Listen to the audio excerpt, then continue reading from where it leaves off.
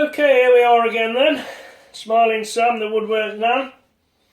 We're just going to take a little bit off these tongues, what we created on the drawer bottoms, just to allow them to fit in the drawer size nice and neatly. So the way we're going to do that here, I'm using a sliding carriage on my Ritz saw, the table saw. Place that there, and all I've got to do is take about 3mm off, so we'll just set it going and see how we get on.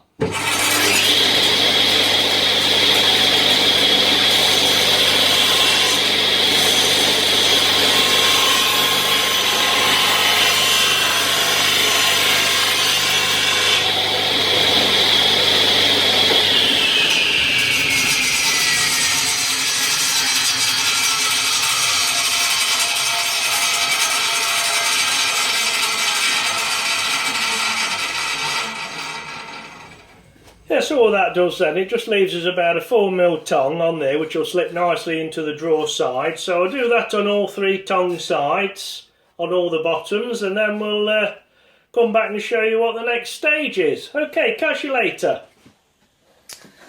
Okay, so after we've trimmed back those tongues, all we've got to do then is just take a small little block plane or whatever you've got and just put a little lead. Just take 2 or 3 shavings, it's only a stroke really, and all that's doing, do it on the back side of it as well, just like that, same on this side, and what that'll do, when it slips into the groove on the drawer side, it'll just create what we call a lead in, so it's not going to snag or anything, and it should slip together quite nicely. Same on the front one as well. And all that'll do is just, like I say, give it a nice lead in. These edges as well can be done, just to take that sharp corner off.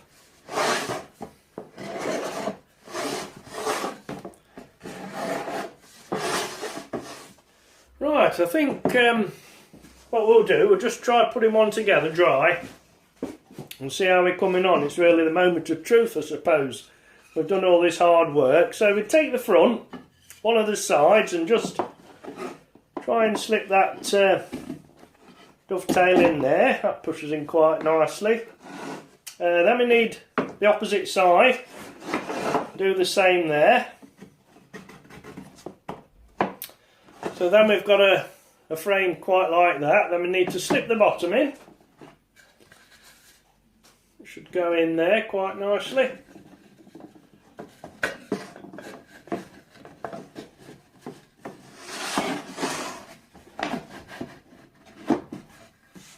Into that tongue at the front there, and then we should find that the back, if that's the right size, should slip over there, and it looks like it might well do.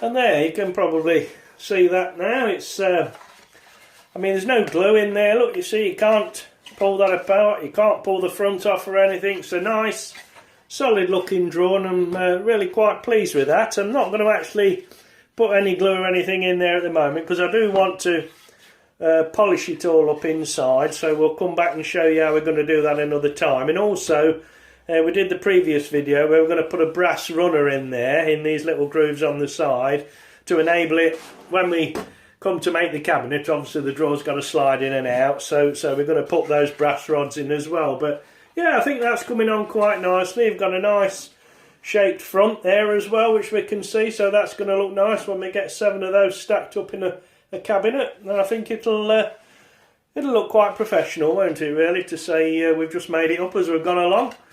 Okay, Smiling Sam, the woodwork man, if you like what you're learning, give us a like, a thumbs up and what have you. If you want to ask me any questions, please feel free to do so. I'm always happy to help out. Okay, catch you next time.